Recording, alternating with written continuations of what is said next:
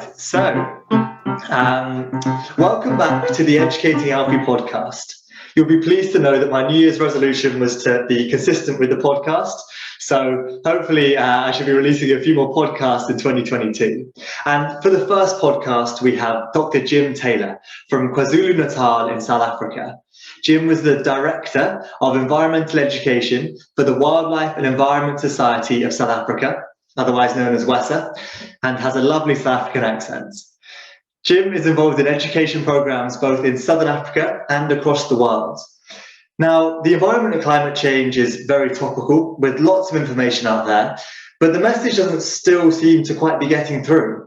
And there's actually little coverage on the education process itself. So I'm intrigued to have an expert on the podcast who can help guide how we learn, but also how we teach. I can learn whether I'm doing this right. Jim has also done lots of practical work and action in communities, so hopefully he can share some actions to take forward, as well as his expert knowledge with us today. So I'm going to start this off a little bit differently than my normal podcast by saying Sabona, Jim. Yeah, Sabona. And actually, I'd like to ask you, what is the meaning of Ubuntu? Yeah, well, that's a brilliant question. And if it's all about educating Alfie, what better way to start? So Ubuntu is a beautiful term. It's very much Southern and Eastern African, and it really means somebody who cares about people. And I could say to my friends, Nango umuntu unobuntu, which means there's a person who's full of Ubuntu. Okay. Nobuntu means he's with Ubuntu, which means he's public spirited. It also means that he loves people and he cares about people.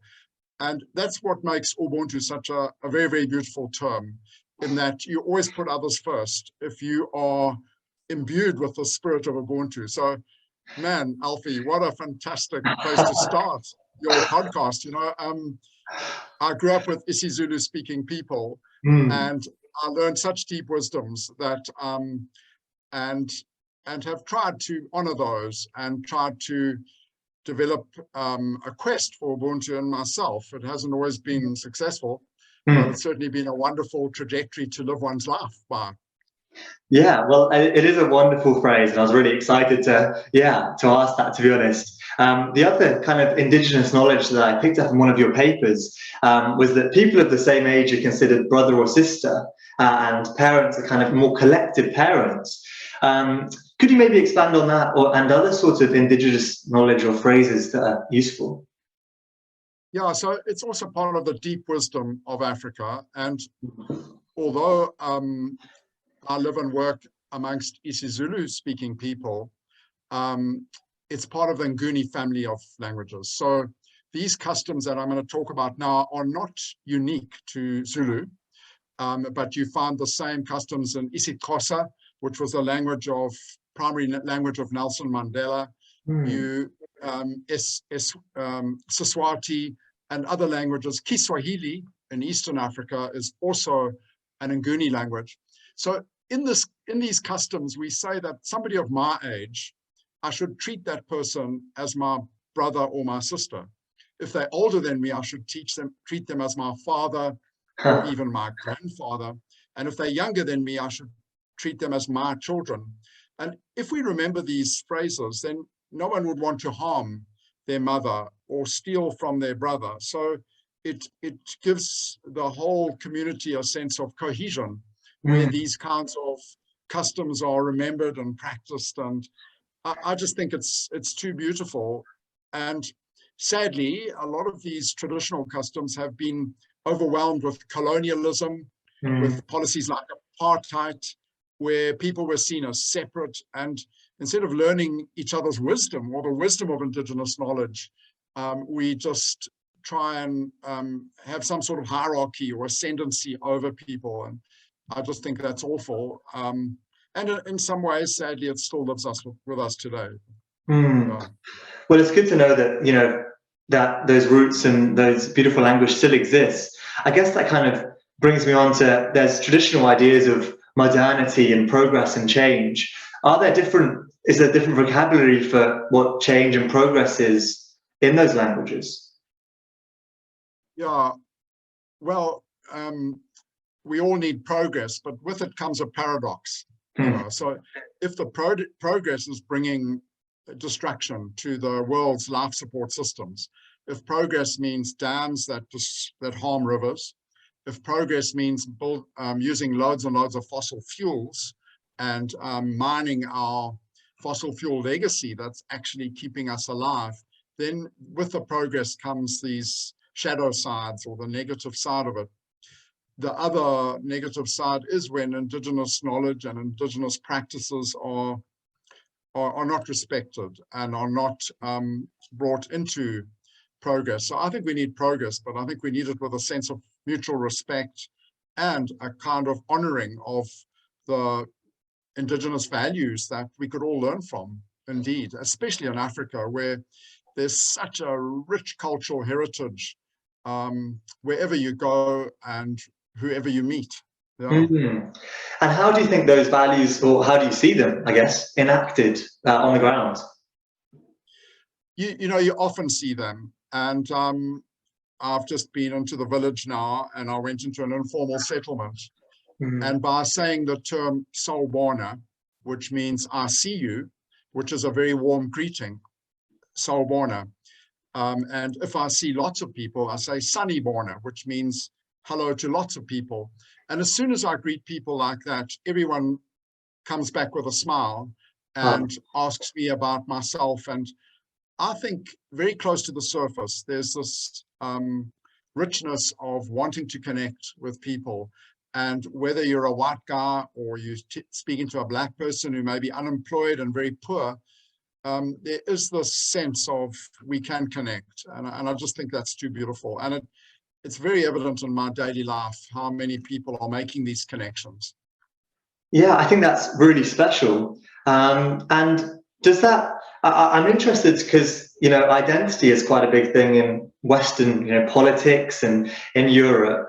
Do you ever find a conflict in terms of your identity when you're kind of advocating for people of Indigenous people? Or is it more so that there's actually more of a collective kind of a different mindset entirely in terms of how we think about it? Yeah, you know, if you aspire to an identity, which is togetherness with people, and you aspire to get to know people, whether you can speak their language or not, you can still have a lot of mutual respect. And I think that overcomes the separateness. I mean, a phrase that rings in my ears all the times comes from anthropology, and it says that people are more similar than cultures. And I just think that's too beautiful. You know, I've no doubt that in the middle of Russia and in the middle of Angola and in the middle of South America, there's a person just like me. They may not speak like I do. They may not even have a family like I do, but they're just like me. And they're more similar to me than the kind of stereotypical culture that we all put around us. And so, yeah, I think that sense of warmth for people, wherever they are, wherever they come from, when you get the sense of warmth rising or a sense of love rising, then, yeah, to quote a cliche, then a stranger is just a friend you haven't met. I like it. I like it. Well, such beautiful phrases. And I guess in terms of the getting to that deeper level of connectedness, do you need to do kind of further study or to read texts, or do you think it's more of just a human thing that we have within all of us that we can release, that sort of openness to other people? Well, that's a beautiful question. I think a sense of humanity is our birthright. We're all born with it, and we're all born to love each other, and we're all born to get along. And sometimes, such as life, that one forgets that or covers it over with a layer that sees myself as different, or a layer of ego where I see myself as a bit special, or I have certain aspirations, and those can then disconnect me from who I truly am. And then that interferes with my ability to relate to people. So when I speak of the isiZulu phrase of people of my age or my brothers and sisters, I really try and live that, and I mean it, you know. And what has been absolutely remarkable is that in more recent years, I've been studying Sanskrit and trying to get to understand the Vedic teaching of Northern India. And guess what? In Sanskrit is exactly the same custom. Right. That a person of my age is my brother, a lady of my age is my sister.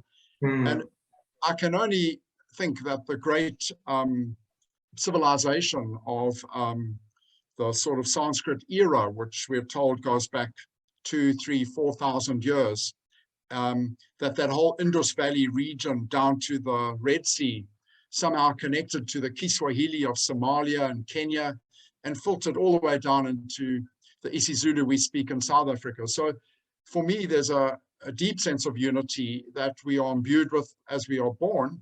And if we taught that at schools or from our families or from our isiZulu friends, then it brings out the sense of humanness or love for other. And I just think that's absolutely too beautiful, really. It is, Yeah. it is. Yeah, I think that's so important. I think in the first podcast episode, we had Dr. Julie MacArthur from New Zealand, and she spoke about the Maori Indigenous knowledge connecting to nature and to rivers and mountains as well, which is that further step of connectedness. Yeah, I listened to that podcast and I thought it was absolutely stunning. And there were so many. I mean, we're talking about New Zealand, which is on the other side of the world, and yet how similar to South Africa. And you could say, well, you could look for differences and you'll find them. But if you look for similarities, you'll also find them. And there's a beautiful saying in isiZulu that when you go to drink water from a natural stream, you should only drink the water where you can hear it. So people say, oh, I'm going to the stream. Can you hear the water? Then you can drink it. Now, many modern scientists said this is a myth, or what is this story? But if you study water, you find that where you can hear the water, it means it's bubbling over rocks, it's oxygenated, it's more healthy than stagnant, dark, dank pools. So don't drink from the stagnant pool, drink from where you can hear the water. And for me, that's just a little scientific fact that is valid, and it's just one of those customs that one gets from Indigenous knowledge, and I think it helps us understand the nature around us. And of course, like the Maori traditions, the isiZulu traditions also have close links to nature and to the life support systems of air, water, soil, food, and so on. Yeah, well, it's just beautiful to hear these phrases, because I confess I really don't know much about kind of these African heritage in terms of the language. And yeah, do you have any more isiZulu insights to share, really? Yeah, well, they're everywhere, which is the most encouraging thing. And we say in isiZulu, umuntu, ungomuntu, ungabantu.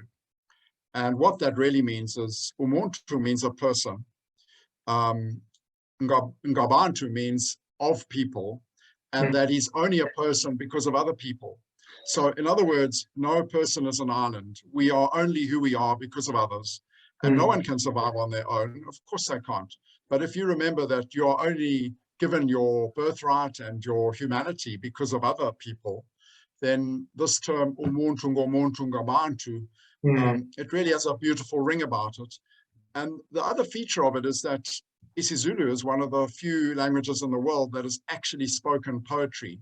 So all the words you use must rhyme with the noun, and they must be in concordance with the noun. So it makes the language technically quite complicated, but when you hear a isiZulu speaking person, it's just spoken poetry. It's just too beautiful to listen to. And I can never get tired of listening to people speaking isiZulu and seeing how the terms connect with each other. And those terms also, if we allow them to, connect with nature and the nature around us. So in isiZulu language, there are many words for cows and for animals and for rivers and for trees. There's such a richness of words that go way beyond the numbers of words we might have in the English language, for example. Yeah. Yeah, I think that's really beautiful. And it does sound very rhythmical when you kind of say the language. It's almost like a little song when it's spoken, Yeah. which is, yeah, very just obviously easy and amazing to listen to. So in terms of like you've worked with people from all around the world, have you found that there's ways in which these kind of different people with different histories and cultures can add other things to each other to gain more knowledge, but also is there any sort of frictions as well between different areas of the world? Yeah, the friction is very evident. And of course, the colonial era did enormous harm to building unity amongst people. And I can also see the friction coming in education. So, for example, if you believe you are a well-educated person and you're about to educate the other, then your education tends to have a sort of a top-down hierarchy of I know best. And here I am educating people. And it must have been very easy for those colonial times for the Europeans to have quite a high regard for their knowledge. They assumed they were better educated, more civilized. And so the education orientation tended to teach the other, and it was tending to be top down. Whereas today we've learned that you learn much more through deliberation, through collaboration, through learning together. And sure, colonial people might have brought loads of facts that were valuable to Africa, but if there's not the mutual respect, then you don't have a joint learning process. So for me, the early environmental education that was very much centered on how do we change the others as our target groups.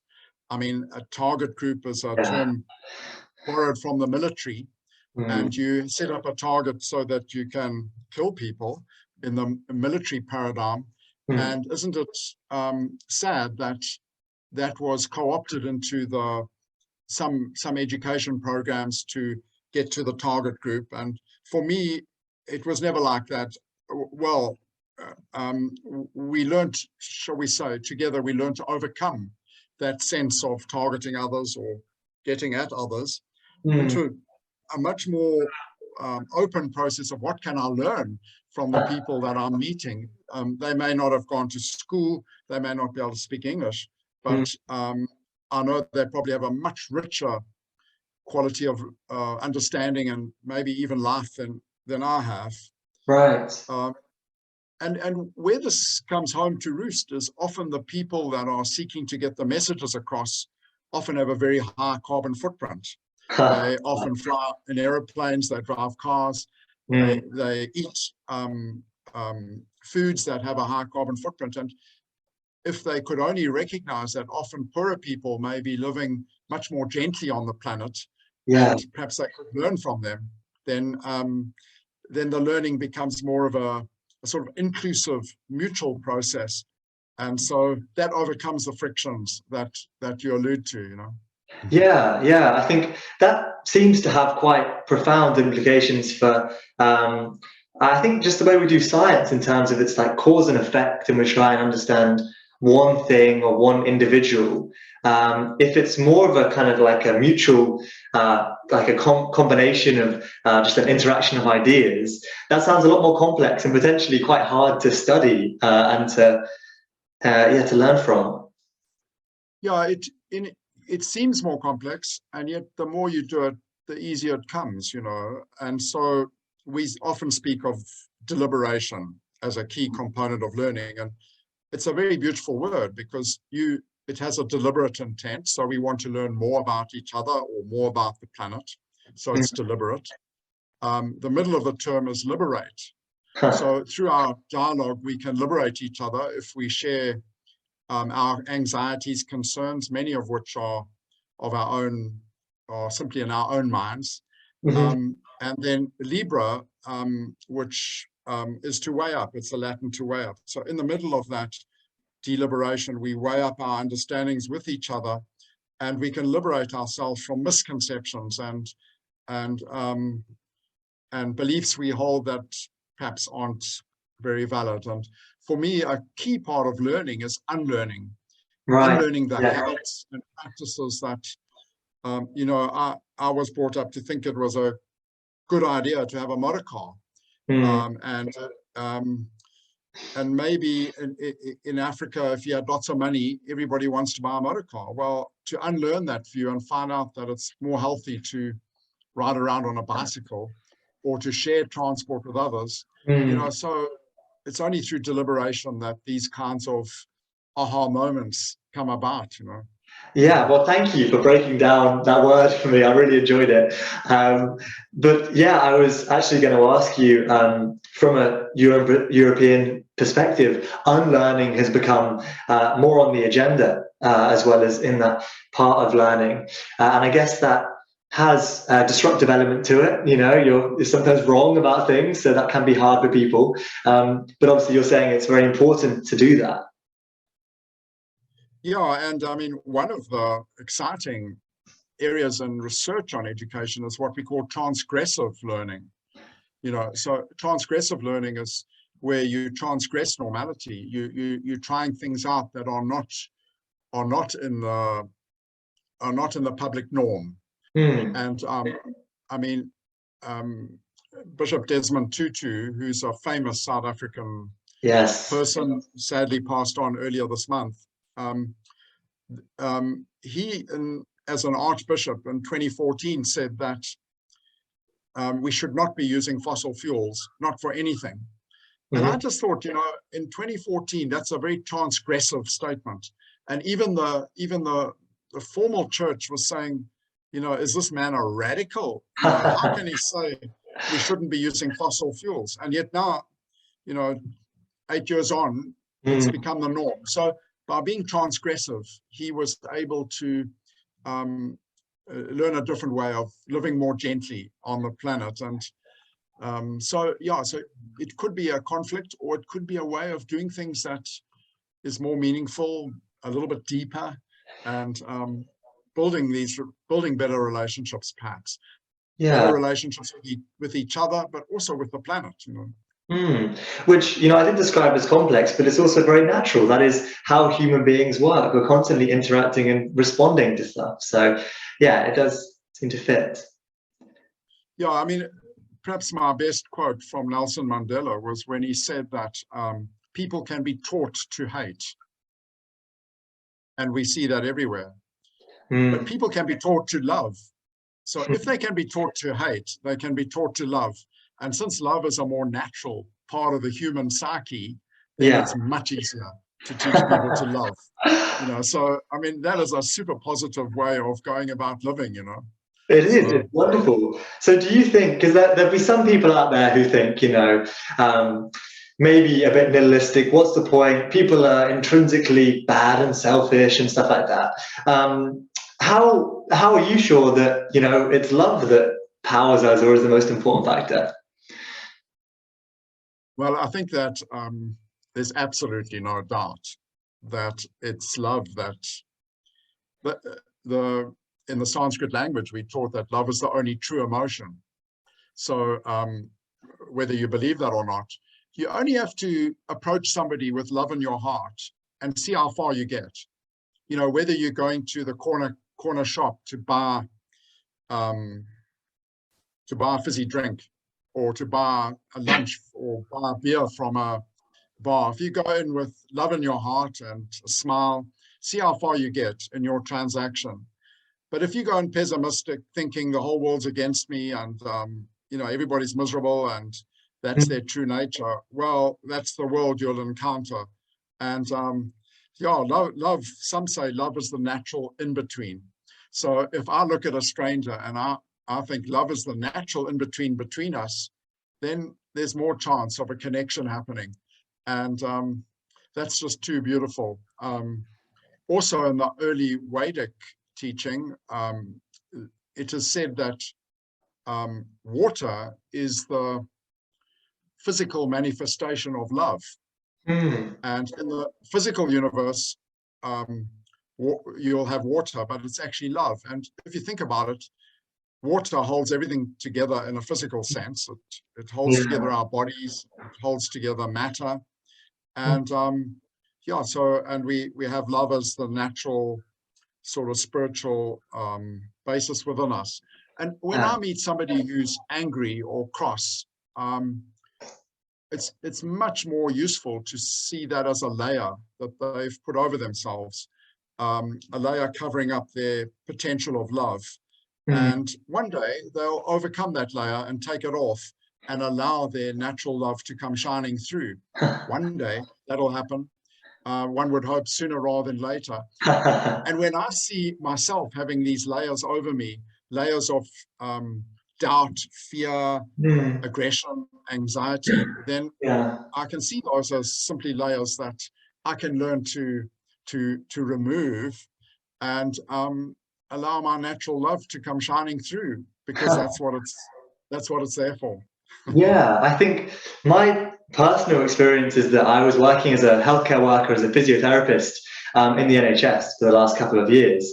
And it was essentially, the healing happens when you empower people and you give them the confidence in themselves and the trust to be able to, have action and to remove that doubt and peel back those layers, as you're saying.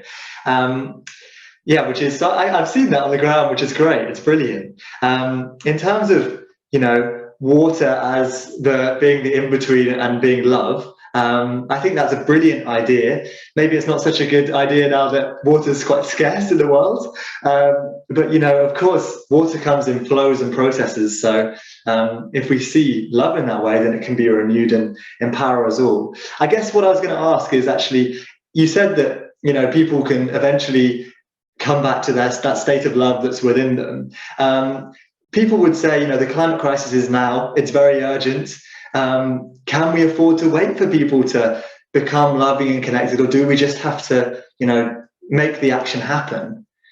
What would you say to that? Yeah, I mean, a world without laws and a world without the police would probably be awful. So I do think we need the laws and we should learn to abide by them. And if people don't abide by them, there have to be consequences. Otherwise, when our egos run riot, we would live in a way that is to the detriment of our neighbors. And a very practical example of that is, if I'm a farmer and I use up all the water that flows through my farm, then my neighbor downstream is going to suffer. So what right have I to cause the suffering of my neighbor? I need to farm my farm in a way that I release enough water so that he can farm his farm. And that is a natural law as well. And it's certainly an indigenous custom that you don't own the water that flows through your farm. So you shouldn't pollute it, and you shouldn't do something that will harm others. So as we say, there's always someone who lives downstream. And that in itself is a truism. So if you have laws and people abide by them, that's a good thing. But there's another feature of this that I think is even more important, and it's a kind of self-control. So you could say that the laws provide social controls to all of us, and we should observe them.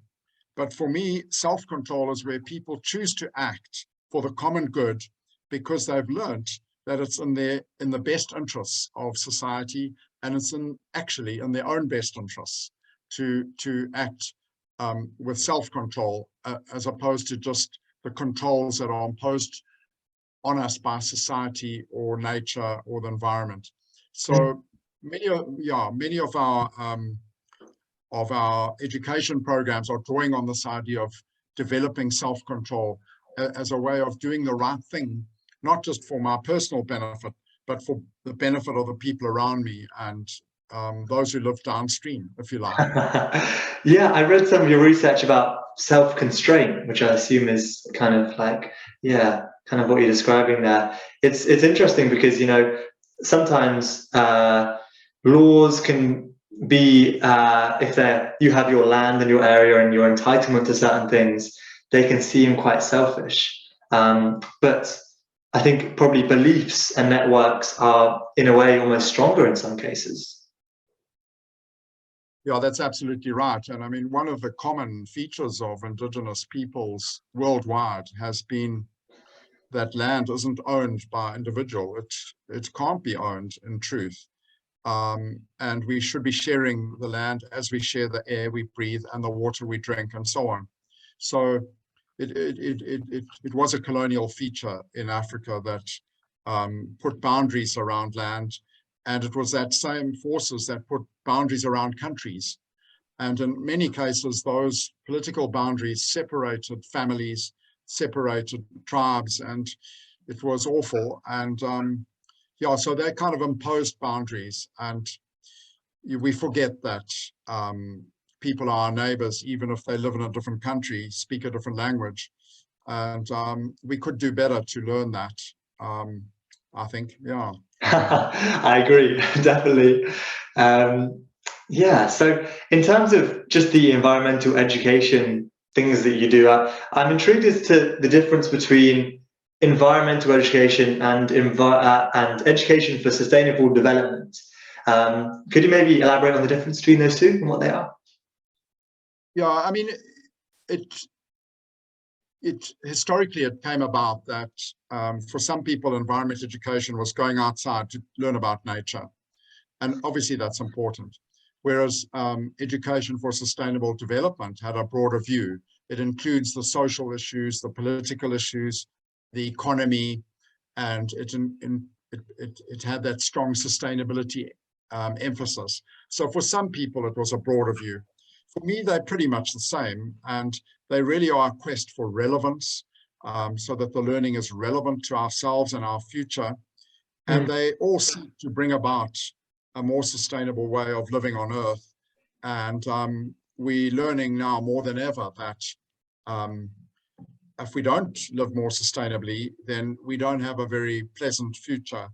And many people now are suffering because of unsustainable practices all around the world. And more's the pity, you know. So, you know, whether it's air pollution or water pollution, it's harming people. And sadly and tragically, it's often the poorer people that suffer the most, whereas the rich people, who are often the cause of most of the large-scale damage, the large-scale climate change damage, or the large-scale water pollution and air pollution, it's the big, it's more the richer people whose lifestyles bring about those kinds of risks. And then it's the poorer people who can't afford the air conditioners or to move to different places to avoid air pollution or whatever. And so it's a sort of travesty in our times that the lifestyle choices of the rich are having a detrimental effect on poorer people.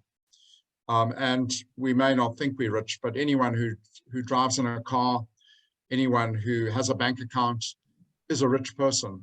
Yeah, materially anyway. Yes, definitely, which is an interesting idea of richness. But yeah, I heard that a lot. I went to COP26, and you realize just how unjust it is in terms of the most vulnerable being affected. And it's really quite shocking and sad, those impacts that are already happening now at the moment. So do you think we have kind of net zero policy in the UK and we have sustainability, but do you think that perhaps is too narrow a scope? It's not sustainability of everything and doesn't contain social dynamics that we've spoken about so far in this podcast.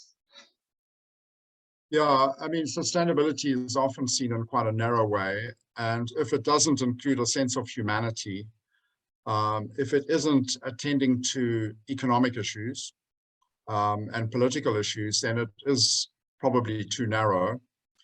And we're working with a very exciting project in India, and it's called Handprints. And maybe by sharing it, it makes sense, because our footprint is the kind of damage we have on the planet. And a young lady in India, aged about 14 years old, her name was Shirja, she said, I'm tired of negative worry about the footprint. I'd like to dedicate my life to handprints of hope.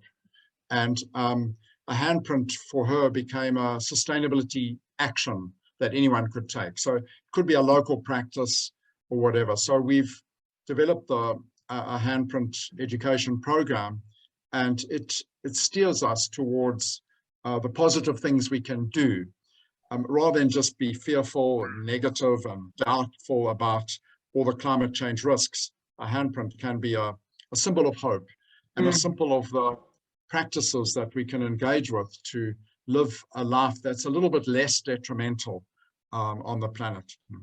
Yeah, I think that's great. And actually, that chimes in quite well with my last podcast guest, Dimitri Zenghelis, who talked about the need for sort of a positive, like a green growth, but framed in a positive sense for people to get on board with that. I'm just curious of your perspective on green growth, and also maybe incorporating the idea of how some developing countries like South Africa can leapfrog in that perspective. Yeah, so maybe the term that I think means a lot now is the idea of a just transition. So we have to have a transition to a better way of living. There's absolutely no question about it. I mean, everyone would agree that we're not living on this planet in a wise way, and that our lifestyle choices are harming the world around us. So we need to have a transition, but it needs to be just. And just could mean helping those people who have made their livings out of mining coal or living off fossil fuels. How do we develop a just transition so that they can develop a sense of well-being and a career that is beneficial to themselves and the lifestyle choices they choose? So I think just transitions are very, very important, and it is becoming an imperative globally at the moment. And I'm just very grateful that people are realizing that we have to have these transitions. Yeah, definitely. I think it's got to be at the core of a transition. It has to be just. In terms of what we were just talking about there with a way forward and a positive vision, I know you've also spoke about or written about going from what we do now and kind of moving on with that. I'm intrigued as to how we could perhaps take the best bits of science and technology, and also the best bits of the social cohesion and indigenous knowledges and respect for nature, and maybe put them together for something that's really wonderful in the future. So perhaps, what do you think about that? And also I hate to bring it up, but the kind of like the metaverse and the virtual world and data, do you think that has anywhere to play in the future as you see it based on these histories? Yeah, very much so. I mean, we do a lot of work in citizen science, which is sharing science so people can engage with the issues and risks around them. So citizen science is an important component of technology and data. And, if we use data wisely, we can make much better informed decisions. So I'm pretty enthusiastic about good science, but science that's respectful of people and doesn't ride roughshod over them. So a more humanity-centered science, I think, is really, really a good idea, as well as a science that's respectful of Indigenous knowledge science and the history and the traditions that we grow up with. So maybe taking the wisdom of the past and linking it to the wisdom of the present and the technologies that are around us that can help us understand the world a little bit better, so that the choices we make are better informed. But to go back to the beginning, that idea of a sense of humanity or Ubuntu, where that can inform what we do, the science we engage in, the way we work together as people, then it'll be much better for everybody than if we do it as simply a technocratic sort of approach. Yeah, I'd like to just kind of, going on from that, talk about science communication. Obviously, the big recent case study is the COVID pandemic. How have you felt that, as an expert in kind of engagement and learning, how do you think that's been in South Africa? I don't know too much about it, and maybe more broadly as well. Yeah, the COVID has been been a huge issue. I'm sure it's affected more people's lives than any other single event in the last 100 years, perhaps. And we're trying to get to grips with it.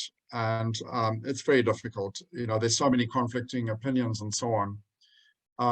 Generally, I think South Africa's done very well. I'm in admiration of how the authorities have dealt with it, how the Ministry of Health has dealt with it. And yeah, so it's been very well managed in many respects. I'm sure it could have been better, but in South Africa, I've been very impressed. And in some ways, it's brought people together. You know, whether people are rich or poor, we all suffer from this common affliction. And so we need to deal with it together. So it's not just a disease of the rich or a disease of the poor. And so in a way, it can unite people. Yeah, I'm not so sure. I mean, there was huge concerns about how the virus would spread, particularly in a country where many people are HIV positive. And yet in some ways, maybe the fact that so many people are taking antiretrovirals has helped protect them from different viruses. I can't say, I'm not a medical person, Yeah. but it's very interesting. And if you make choices for the benefit of humanity, rather than just for an individual, often those choices would also be better.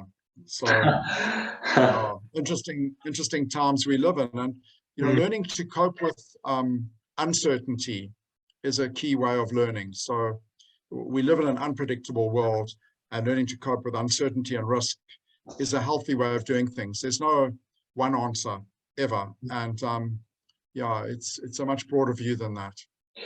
Yeah, I think that's important. You know, the complexity and the nuance of issues should be explained to people. People shouldn't assume to be stupid and unable to understand it.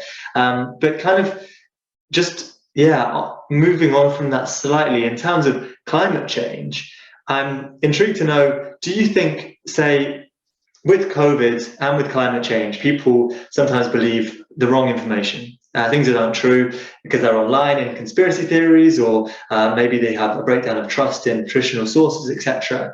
Do you think we should be more focused on people's concerns about climate change and how they think, or we should be focusing on, you know, what the concerns really are in the science, or maybe we should be doing both? Yeah. I mean, again, it's helpful to break the word down. So we speak of communication, and everybody's trying to communicate something to everybody else. And the media and advertising and consumerism is so full of persuasion. It's trying to persuade you to drink Coca-Cola, to go skiing in Austria, or whatever the media puts at you. And people have learned to disbelieve the communication they're receiving. So that means when a big crisis comes like COVID or climate change, they disbelieve it as well. And for me, the root of the word communication is community. And if you have community with someone, you're much more likely to believe them. You're much more likely to engage with their ideas than if you are communicated at. So for me, the secret is in building the relationships. And you could say time's running out, but in a way, if time is never running out for building community and engaging meaningfully with maybe fewer people, but in a powerful way that goes deeper and is much more learningful than simply sending messages at people. And that goes back to the theme in the beginning of the podcast of education for them, as opposed to education for us, where we can all learn together. And I think the community part of communication is about all of us learning together. And so in our education programs, we try to build community rather than get the right messages across to people, like an advertising campaign. It's much more about building relationships and respecting other people's views so they can be engaged with, and at times challenged, and then maybe even overturned. But you usually don't overturn somebody's idea unless they respect you or you have community with them. And then the sky's the limit. If you respect someone, you're likely to hear what they're saying and maybe change your perspective. That's very interesting. Yeah. So it's like persuasion actually isn't the first thing. It's not getting the message across initially. It's building that trust, building that relationship, and then, you know, it's kind of like a later stage even in the process. Yeah. No, that's absolutely right. Yeah. Yeah, I really like that point of view. And I guess maybe the issue is that with social media and online, it's very difficult to have a relationship or communication with someone who is 54673 and has no profile and is sending you a message that you don't understand or is irritating you. Yeah, absolutely. And you only have to look at social media to see how people are reacting to being treated like numbers, and the sense of humanity goes out of it. You know, that's really unfortunate. Yeah.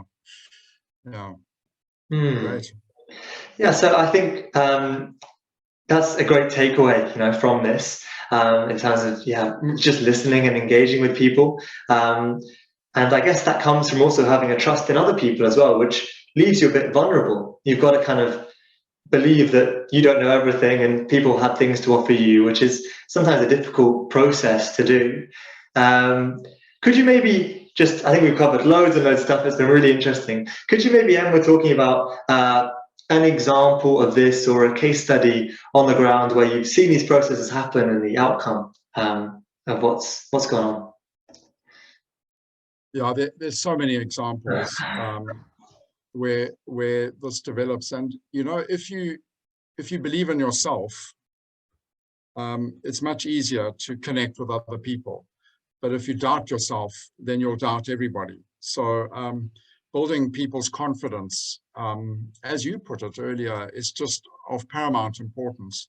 And that means focusing on the good things they're doing and the strengths of what they're trying to do. And in a way, everybody is trying to do the right thing. You know, even a thief or a murderer feels that the course of action he's on about is the best thing for him at that or her at that time.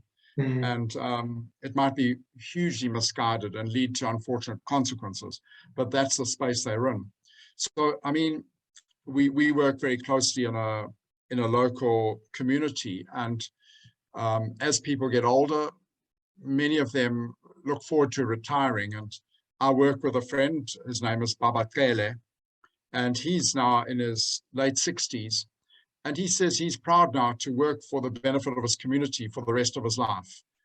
He doesn't see it as retirement.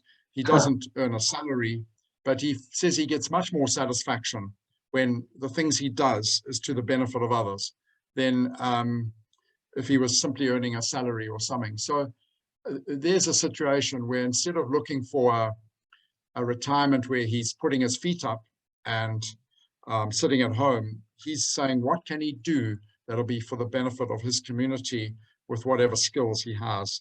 And he's doing a superb job. So there's an individual who I have enormous respect for because of how he's living his life, and it's to the benefit of others. If you like, he's living out Ubuntu in his life. Lovely. What does he do? What are some of the things he's doing to put that into practice? Well, we certainly involved in lots of educational programs that are not only taking people outdoors and introducing them to the environment, but looking at how they understand the natural resources that keep people alive. So how can we study a river together? How can we study a stream together? How do we study air pollution? And how do we overcome it? And what choices can we make that might be in the better interests of the future, which could mean reducing our dependency on fossil fuels and doing something in a positive climate change direction. So yeah, there are many examples. I mentioned the handprint resource, and along with the handprint comes the term CARE, C-A-R-E, and that acronym stands for the C is concern for others. Okay. The A is attention to needs or attending to needs. The R is respect for each other. and the E is engagement for the common good. So for me, that's a beautiful acronym for a good education campaign. And where people remember those terms, then hopefully they're kinder to each other and they're kinder to the planet, and yeah, would be a benefit to it. I think that's a wonderful way to end it, and in the spirit of Ubuntu as well, which is perfect, drawing it to a close. I've just got to say thank you so much, Jim. It really was a pleasure speaking to you, and thank you for sharing all that insights. Yeah, no, it's an absolute pleasure, Alfie. And when you introduced me, you mentioned WESSA, the Wildlife Environment Society of South Africa. I'm now I'm an honorary life member of WESSA. I don't practice as the Director of Environment Education full-time anymore, but I work very closely with WESSA and their staff, and that is my privilege. It's not so much a retirement as being still part of that role that you mentioned, although it may not be in a formal sense. And I just think it's an absolute privilege to have grown up in a situation where, as one gets older, one can be proud and pleased to play a very small part or a small role in practicing these principles that we speak of and that you've elucidated so nicely and do so well in your podcast. So thank you very much indeed. Do you want to just say a little bit more about Wesser, actually, just to maybe explain a bit about what Wesser is and what it does? That'd be great. Yeah, well, Wesser is an NGO, a non-government organization. Believe it or not, it's been going for close to 100 years. It's certainly one of the oldest NGOs in Africa, if not the world, that is concerned about the environment and the living more sustainably. So it's close to its 100th year anniversary, and that'll be celebrated in a couple of years' time. It was founded in 1926, and we're approaching 2026 and 4 years' time. So and we were amazed to find out that the Wildlife Society of India was also founded in 1926. Would you believe it? How's that for a little bit of synergy in these times? So we have anyone can join WESSA, the Wildlife Environment Society of South Africa. Anyone can join, become a member, and either play a membership role or help with fundraising, help with running projects, and trying to do something to help everybody live more sustainably, whether it's through scientific knowledge, sharing, educating, whatever. It's like an organization that's designed to strengthen the fabric of humanity that is seeking to make the world a more sustainable place. And I just think that's too beautiful. Yeah. I think that is exactly, the path we need to be on. And so, amazing. Incredible organization. And I actually get a lot of hope when I see non-governmental organizations, maybe governments a bit less so, but NGOs seem to be doing a lot. And there's a lot of people who are really passionate, and you're obviously connected to people all over the world who are interested and care in your sense of the world as well. Yeah. No, that's right, and it's becoming a worldwide trend, and I'm very optimistic about the future, and especially the recent developments in climate change, whether it's COP26 in Glasgow, where more and more people are picking up the momentum. There's no doubt, and even world political leaders, there are less and less naysayers, and you hear less and less from climate skeptics, just as many years ago, there were people who said that tobacco smoking was good for you. There have been media campaigns that said tobacco was good for your health and it was good for your lungs and your chest, and and a lot of people, that's what they believed. And today, it's a great thing that so many people have realized the risks that our planet faces and are working in a positive way. It might be small scale, but at least they work in a positive way to make lifestyle choices that are better for the planet and better for the future, and therefore better for the people who come after us, which is wonderful. And I think under the very small bracket would be this podcast and what I'm aiming to do here. Yeah, no, absolutely. And what's so beautiful about it is it's about educating Alfie. And hopefully you learn something as every podcast you make, and I've no doubt you do. But that in itself represents a different way of learning. It's not Alfie educating the world about climate change. It's Alfie learning together.